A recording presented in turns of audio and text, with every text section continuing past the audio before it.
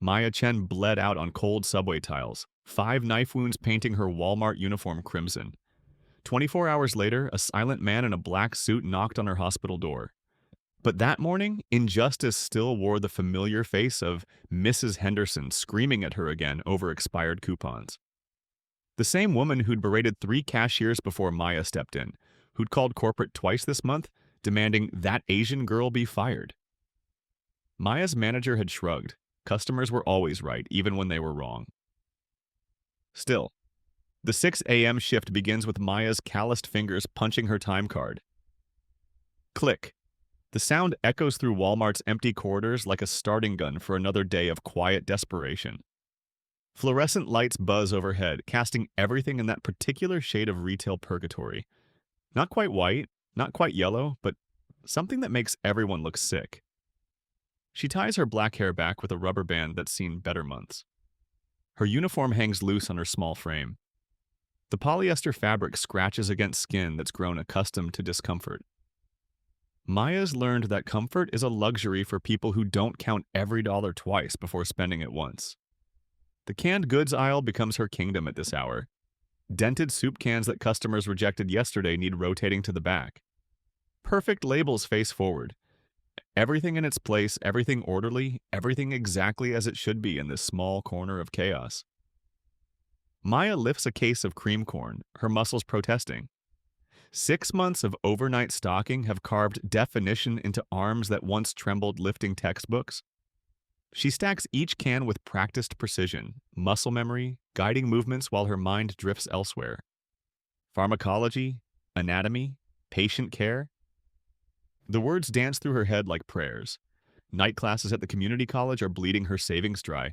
But Maya clings to the dream the way her mother once clutched that acceptance letter to nursing school, the one she never got to use because Maya came along first. Girl, you're stacking those cans like they're gonna save your life. Jerome's voice cuts through her reverie. He's the overnight security guard pushing 60 with grandchildren older than Maya. His coffee cup steams in the refrigerated air of the grocery section.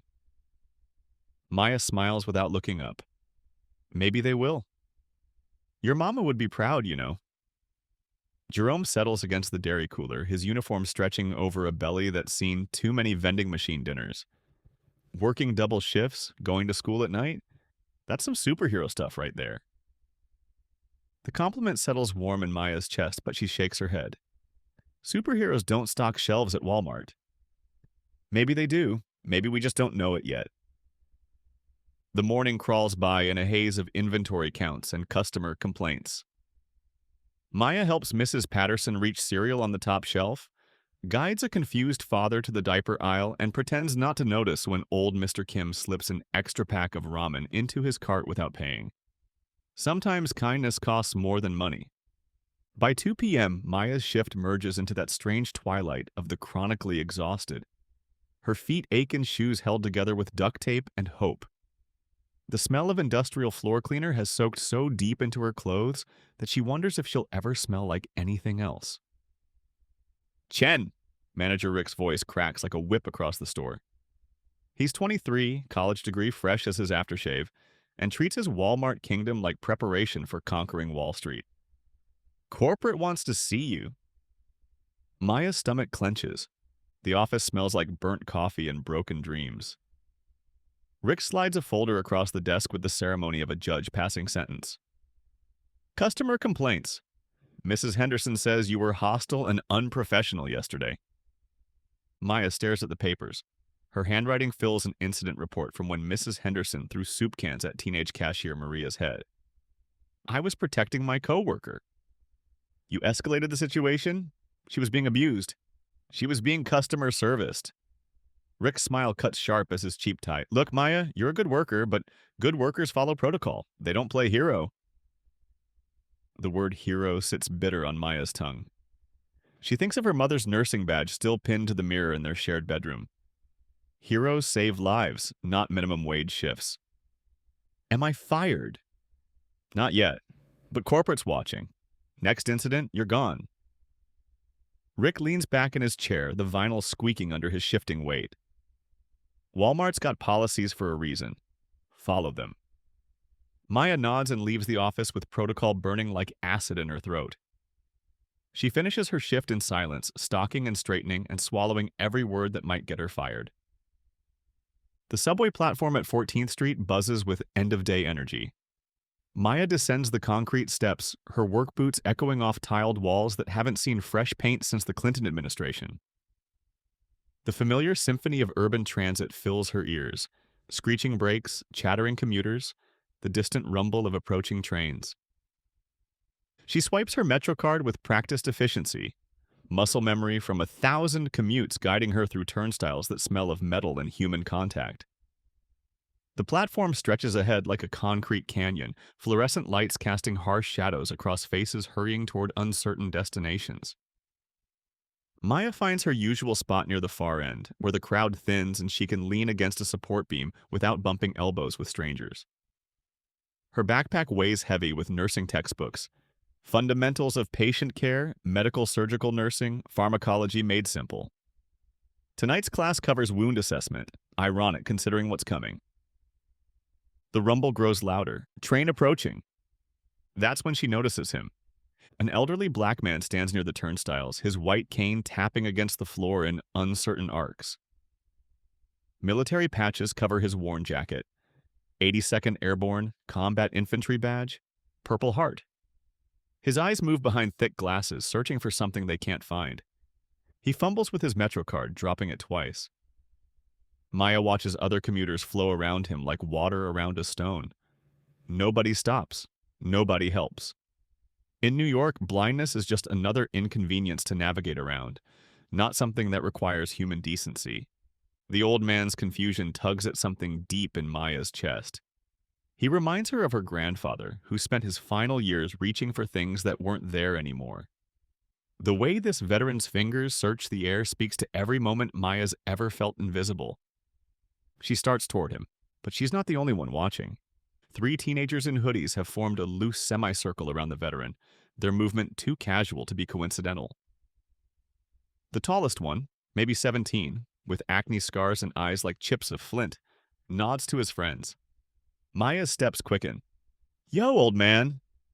The leader's voice cuts through the platform noise with practiced menace. "You lost or something?" The veteran's cane taps faster, nervous energy translating into motion. "I'm fine, thank you. Just waiting for the downtown train."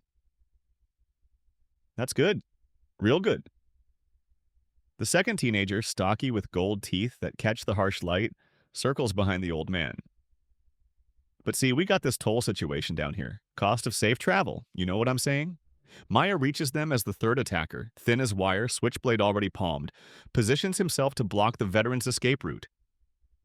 "Empty your pockets, Pops." The leader shoves the old man backward. His cane clatters across subway tiles, the sound sharp as breaking glass. The veteran stumbles, his hands reaching out for stability that isn't there. "Please, I don't want any trouble. I'm just trying to get home." Maya's heart hammers against her ribs.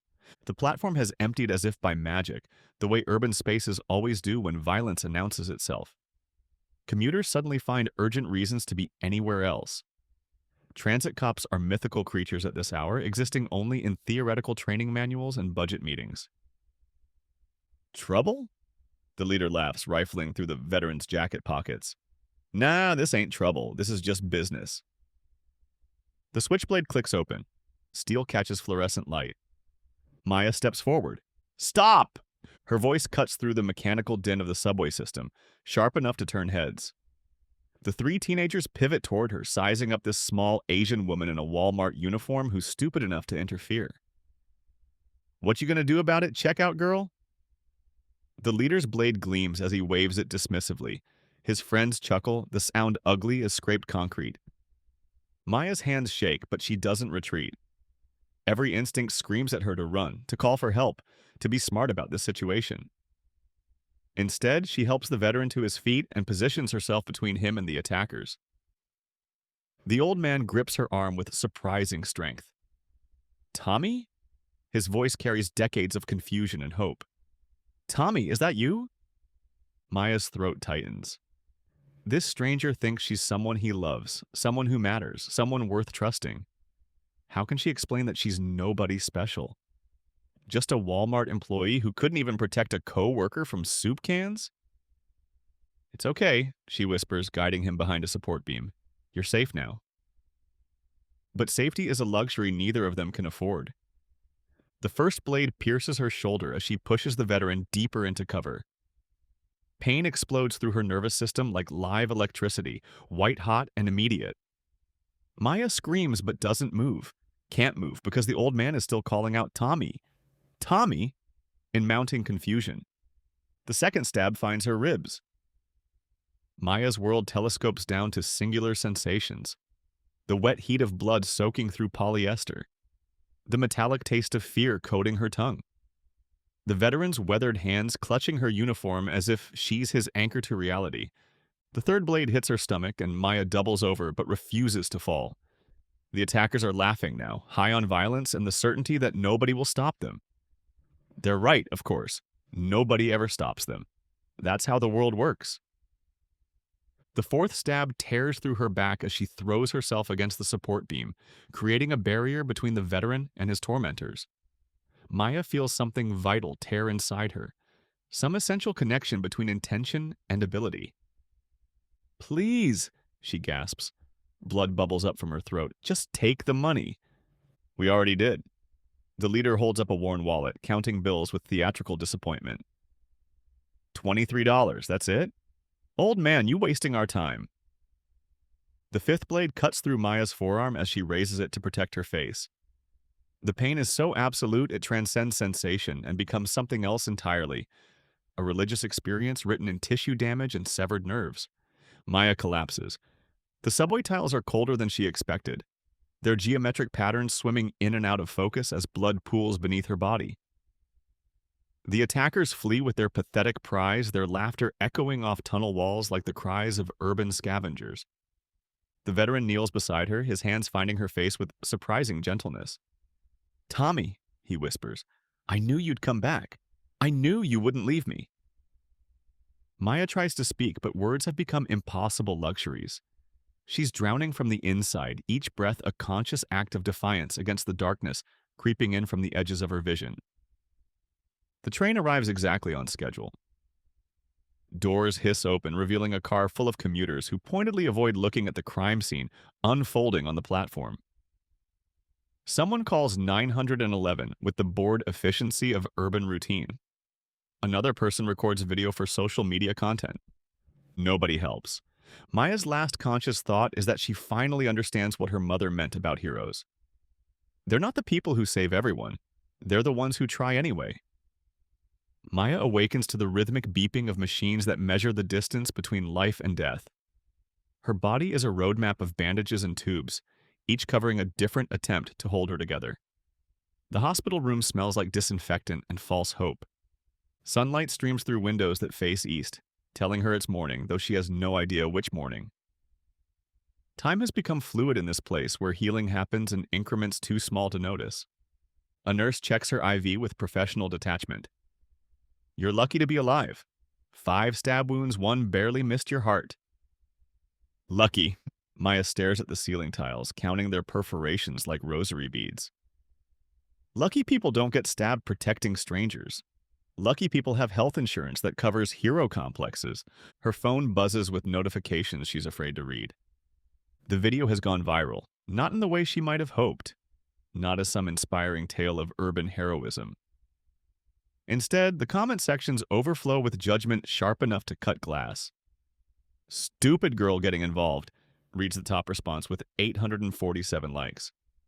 Natural selection at work, adds another with laughing, crying emojis. Why didn't she just call the cops? Asks someone who's clearly never waited 40 minutes for police to respond to a robbery in progress. Maya scrolls through responses until her heart can't take anymore. The hospital social worker visits with clipboard compassion and rehearsed empathy. The good news is your attackers are in custody. The bad news is they're minors, so likely to be released pending trial. What about the man I saved? What man? The social worker flips through paperwork with the efficiency of someone who's heard every sob story twice. Police report only mentions you and 3 juvenile suspects. Maya's throat constricts. The veteran, the blind man they were robbing, There's no mention of any robbery victim in the report. Are you sure you remember correctly? Head trauma can cause false memories. But Maya remembers perfectly. The military patches, the way he called her Tommy, the gentleness in weathered hands as he knelt beside her bleeding body. Where did he go? Her manager Rick visits wearing his most professional expression, the one reserved for employees who've become liability concerns. Maya, I'm really sorry about what happened, but corporate's been clear about this. She knows what's coming before he says it. The incident occurred after your shift, but you were still wearing company uniform. It's created a situation. Customers are concerned about safety. Media's asking questions. Rick won't meet her eyes. We have to let you go. Maya nods because speaking would require energy she doesn't possess. Walmart fires heroes the same way it fires thieves, with paperwork and corporate-approved regret. Medical bills arrive with mathematical precision, each envelope containing numbers that might as well be written in ancient languages for all the sense they make to someone earning minimum wage. Surgery? $47,000. Intensive care? $23,000. Emergency room? $8,000.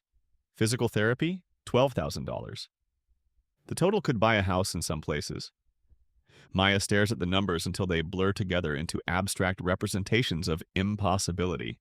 She'll be paying for her heroism for the rest of her life, assuming she can find another job that offers health insurance to part-time employees with criminal records. Wait, criminal records? The explanation comes from a tired public defender who handles cases like assembly line work. Technically, you assaulted those minors by interfering with their activity. The DA's office is calling it vigilantism. They were robbing a blind man. According to whom? There's no robbery victim on record, no stolen property recovered except what they took from you. The lawyer shrugs with practiced indifference. Without a complainant, it's just your word against theirs. Maya laughs, the sound sharp enough to cut air. She saved a ghost and lost everything real in the process. The news cycle moves on with the attention span of digital goldfish. Her story becomes a cautionary tale about the dangers of playing hero, a perfect example of why good citizens should mind their own business and let professionals handle crime. Except professionals never showed up. Physical therapy is a special kind of torture designed by people who've never had their bodies redesigned by strangers with knives. Maya relearns how to reach above her head without screaming, how to walk without favoring her left side, how to breathe deeply without feeling like something's tearing inside her chest. The therapist is encouraging in the way that expensive medical care demands. You're making excellent progress. Full recovery is definitely possible. But recovery from what? Maya's old life, stocking shelves and dreaming of nursing school, has been amputated as cleanly as any limb. Her savings are gone, her job is gone, her credit is destroyed, and her reputation exists only in viral videos that frame her as either a fool or a fraud. She moves back in with her aunt in Queens, sleeping on a couch that smells like cigarettes and broken promises. The ceiling has water stains shaped like countries she'll never visit, continents of mold that grow larger every time it rains. Maya spends her days applying for jobs that don't exist, and her nights wondering if the veteran was real or just a manifestation of trauma-induced psychosis. Sometimes heroism and insanity occupy the same psychological territory. 24 hours after the attack, Maya knows because she's been watching the clock with obsessive precision. A man in an immaculate black suit enters her hospital room without knocking. No hospital badge, no flowers, and no smile. Just intense gray eyes and military posture that makes the air feel heavier. His shoes are polished to mirror brightness, his suit tailored with the kind of precision that costs more than Maya's annual salary. Everything about him suggests money, power, and the kind of influence that doesn't need to announce itself. Miss Chen. His voice carries the texture of gravel polished smooth by years of command. My name is irrelevant. What matters is that Tommy Rodriguez, the man you saved, was my commanding officer in Afghanistan. Maya's heart stutters against her ribs. The man settles into the visitor's chair with economic movement, every gesture deliberate as a chess move. Tommy lost his sight to an IED while pulling me from a burning Humvee. 3 other men, too. Could have left us all and saved himself, but that wasn't his nature. Maya tries to speak, but words have become foreign concepts. He spent 3 days after your attack asking every nurse, every orderly, every janitor in this hospital to help him find the angel who saved him. He doesn't know your name, but he knows what you did. More importantly, he knows what you sacrificed. The man places a leather folder on Maya's bedside table with the ceremony of a communion offering. Tommy may be blind, but the 15 men he saved in Kandahar see just fine. We've been waiting 20 years to repay our debt to him.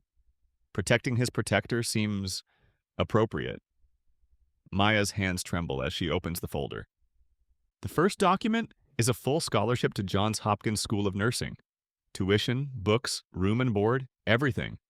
Her mother's dream, resurrected in crisp legal language and official seals.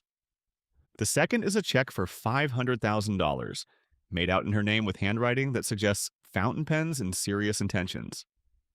The third is a deed to a 2-bedroom apartment in Baltimore, mortgage-free, located 3 blocks from Johns Hopkins Hospital. Maya stares at the papers until the numbers stop making sense, until they become abstract symbols representing possibilities too large for her current reality. I don't understand.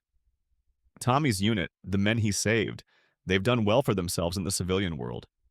Tech moguls, hedge fund managers, defense contractors. Success breeds obligation, and we've been looking for ways to honor our debt. The man's expression softens almost imperceptibly. When Tommy called asking for help finding his angel, we knew our search was over. This is too much. This is exactly enough. The man stands with the same controlled precision he brought to sitting. Tommy Rodriguez saved 15 lives in Afghanistan. Those 15 lives have saved others, children, spouses, employees, strangers on subway platforms. The mathematics of heroism compound over time. Maya's throat works around words that won't form. There are no conditions, no expectations, no strings attached to these gifts. But if you're interested, Tommy has a suggestion about how you might use part of the money. 6 months later, Maya walks through the front doors of the Thomas Rodriguez Free Clinic, her nursing degree fresh as morning rain and twice as precious. The building occupies a converted brownstone in East Baltimore, 3 blocks from where Tommy lives in a veterans housing complex. The neighborhood has seen better decades, but hope has a way of taking root in urban soil that everyone else has written off. Maya's clinic serves anyone who needs medical care but can't afford the luxury of health insurance. Immigrants, addicts, elderly folks choosing between medication and meals.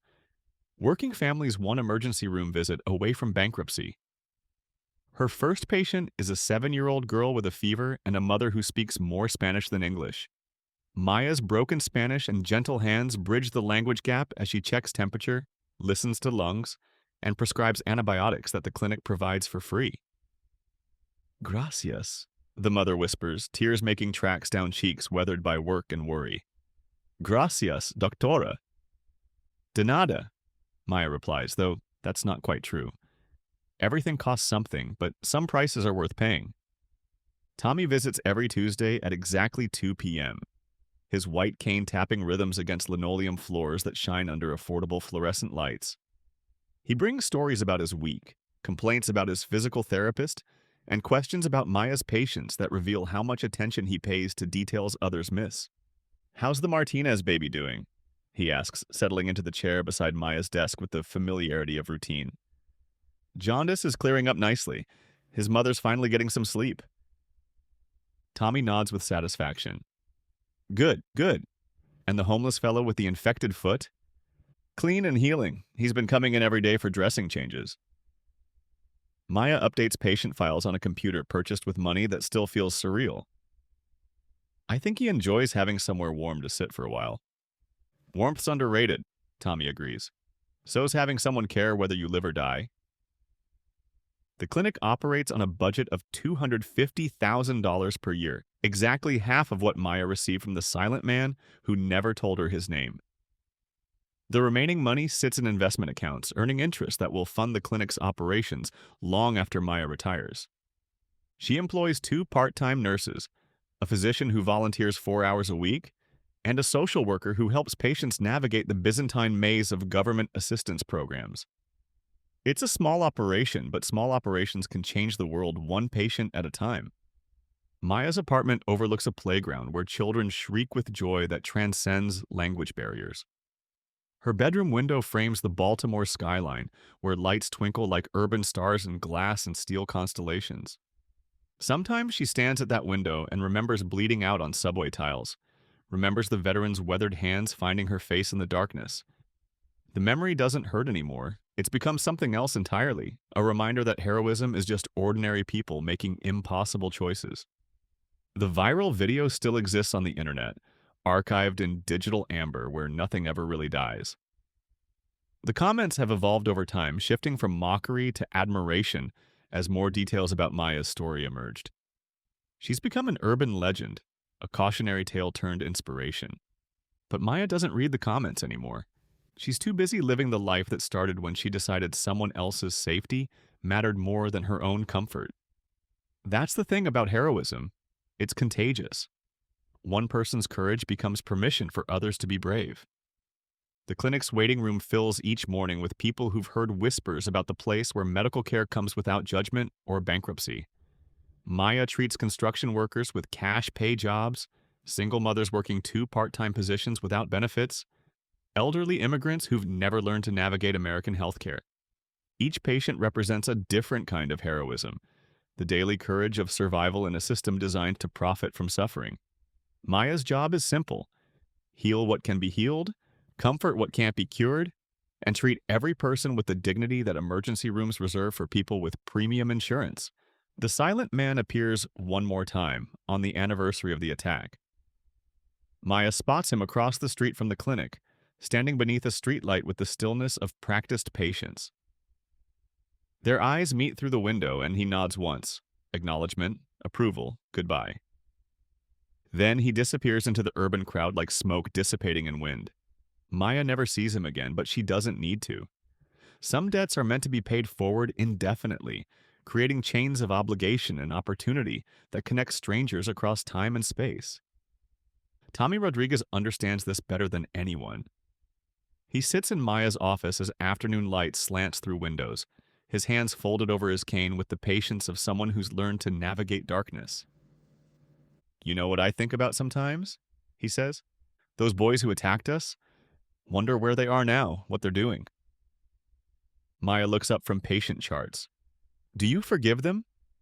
Forgiveness is complicated when you can't see someone's face, but I think about their families, their neighborhoods, the systems that failed them before they failed us.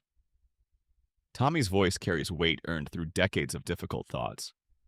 Maybe they needed saving too.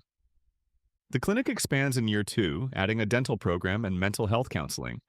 Maya hires a part-time psychiatrist who specializes in trauma recovery because she's learned that healing happens in layers that can take lifetimes to excavate. Her own therapy sessions continue every Thursday at 4 p.m., though the nightmares have faded and the phantom pains rarely wake her anymore. The therapist, Dr. Sarah Kim, who grew up 6 blocks from where Maya's clinic operates, helps her understand that survivor's guilt is just love with nowhere to go. "You didn't save yourself that day," Dr. Kim says during one session. "You saved the person you chose to become." Maya's nursing degree hangs on the wall beside a photograph from the clinic's opening day. She's standing next to Tommy, both of them smiling at the camera with the satisfaction of work worth doing. Behind them, the clinic's sign reflects afternoon sunlight. Thomas Rodriguez Free Clinic, where healing happens. The photograph doesn't show the silent man, but Maya knows he was there. His presence lingers in the clinic's existence, in the scholarships he's funded for other nursing students, in the network of support that materializes whenever Maya's work requires resources she doesn't possess. Some angels wear black suits and speak in measured phrases that carry the weight of kept promises. Maya closes the clinic each evening at 7 p.m., locking doors that will reopen tomorrow to welcome anyone who needs healing they can't afford elsewhere.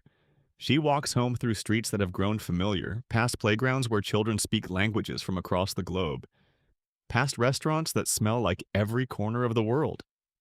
Her phone buzzes with text messages from former patients, sharing updates about children whose fevers broke, parents whose blood pressure stabilized, grandparents whose diabetes is finally under control.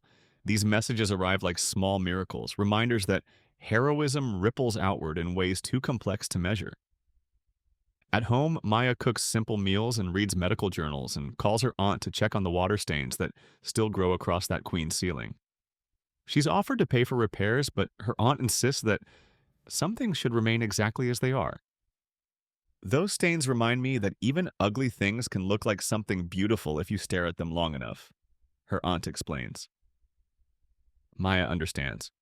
On quiet evenings, she sits by her bedroom window and watches the city sparkle beyond playground swings. Sometimes she thinks about the subway platform, about choices that seemed impossible until they became necessary. The veteran she saved, Tommy Rodriguez, decorated soldier and keeper of impossible debts, taught her that heroism isn't about saving everyone. It's about showing up when showing up costs more than staying home. The silent man taught her that gratitude compounds like interest, creating wealth that can't be measured in dollars but transforms everything it touches.